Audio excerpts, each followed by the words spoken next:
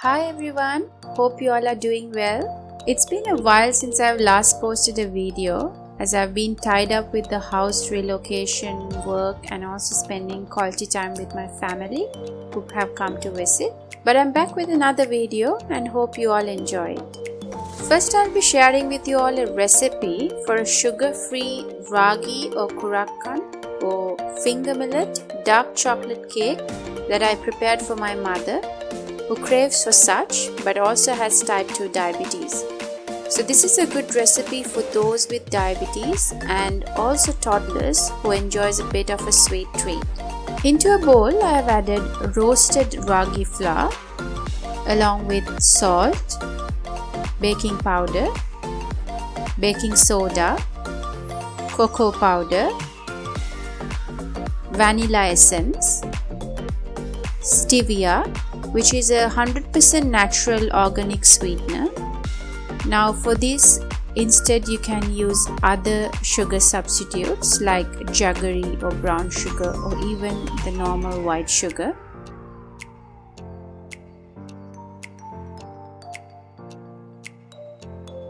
And also coconut milk.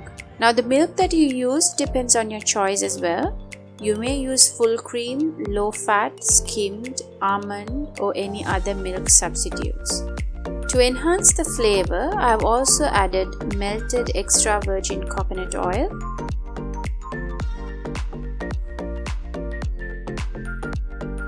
you may add a bit more of the coconut milk and also the coconut oil as I have done, just to adjust the consistency to a desirable one. Now whisk them all together to a thick batter. Now to this batter I have added some chopped sugar-free dark chocolate. You may choose to use the regular dark chocolate or any chocolate of your choice.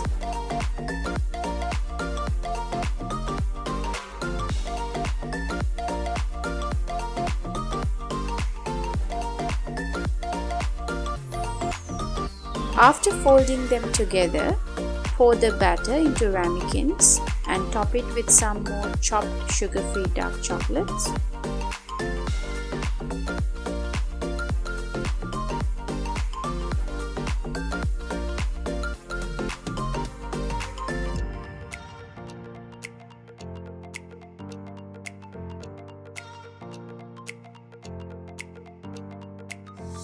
Now into a saucepan I have added water and put it onto a boil.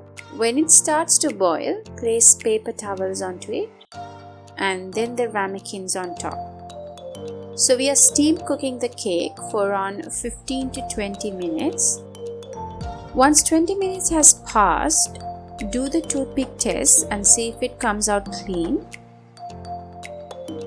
Pop the cake out of the ramekin and garnish it with chocolate scrapes and nuts of your choice. Here I have used chopped walnuts.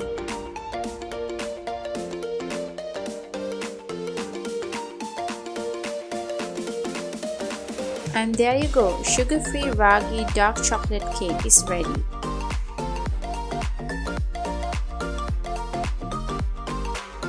So like I mentioned earlier, over the past few weeks I've been spending some quality time with my parents and sisters who had come for a holiday visit.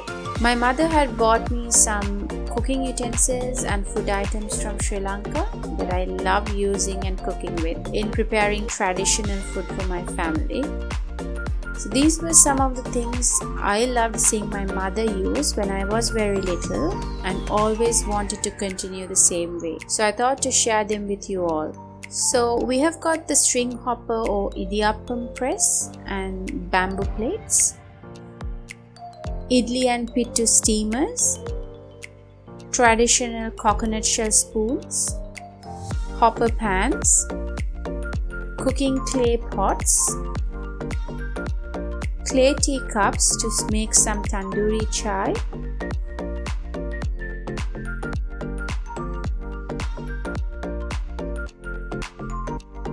and also some food warmers.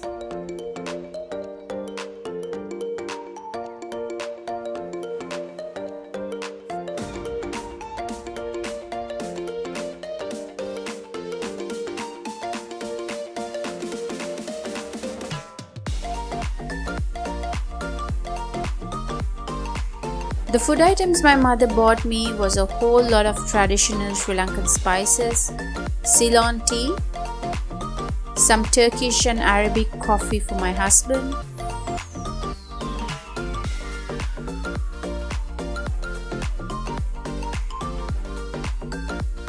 red and white rice flour, Ragi flour,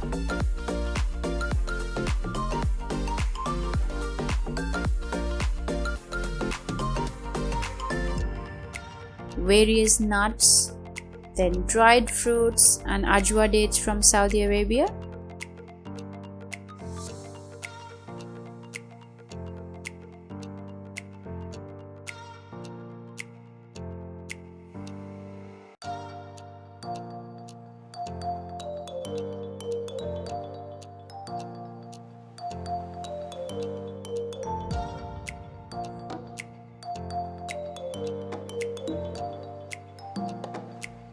Some Sri Lankan sweets and some Ayurvedic herbs for cold and flu.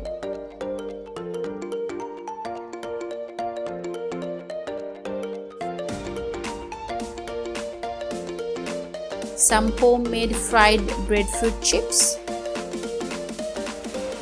Some Arabic spices like kabsa and mandi mix, za'atar and dukha.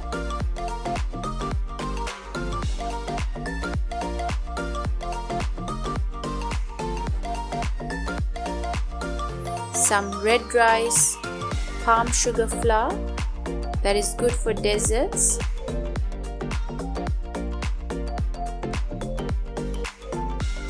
palm sugar jaggery. Most of them were vacuum packed to avoid spillage and ensuring long-lasting freshness and taste.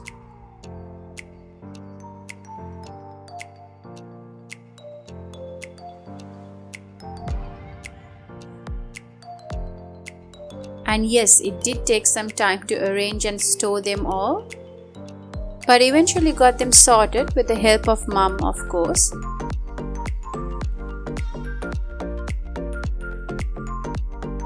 This is the traditional Malay Sri Lankan beef satay skewers I enjoyed eating as a kid. This was prepared and sent by my grandmother back in Sri Lanka. This is usually prepared with various dried spices, which was half grilled and only requires me to pop it into the oven for a bit before consumption. This is very different to the regular satay skewers found in East Asian countries of Malaysia, Singapore or Indonesia, which is usually moist and eaten with peanut sauce.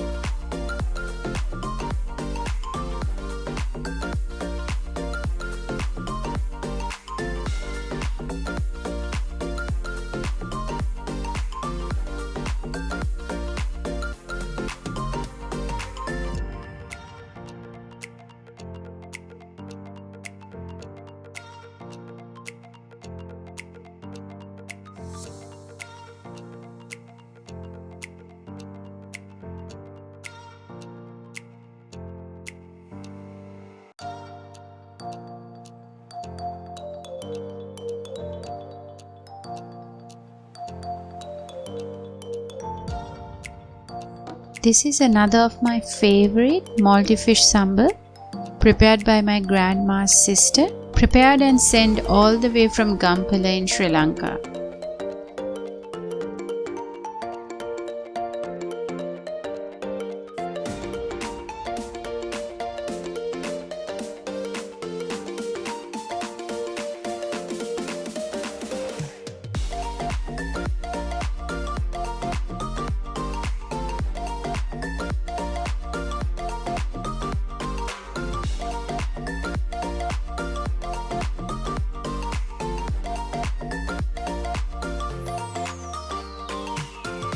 Now here I'm seasoning the clay teacups in rice water. The rice water is actually the residual broth from cooking rice that I collected and stored. So I filled a large cooking pot with this rice water along with additional water up to the brim and stacked these clay cups into the pot. and left it for around 24 hours. After 24 hours, I drained and washed the cups, filled the cups with warm water and left it for another 24 hours. This was done just to get rid of the clay smell. The clay pots were already pre-seasoned over the fire before being packed and brought over to Australia, making my life much more easier. Now my mother will be sharing with you here hopper mix recipe. My mother had prepared some red rice hoppers for dinner. For that she had soaked the red rice overnight. For the hopper mixture into the blender, she had added the soaked red rice along with some water and blitzed them to a fine consistency. Now if you do have a mixing grinder, you can use that. She then added some sugar, salt, atta flour, baking powder,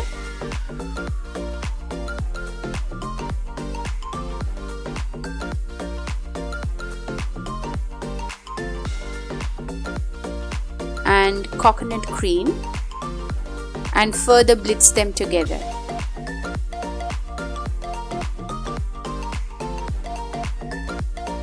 She left it for around 8 hours to ferment and then prepared hoppers using the hopper pans she bought from Sri Lanka.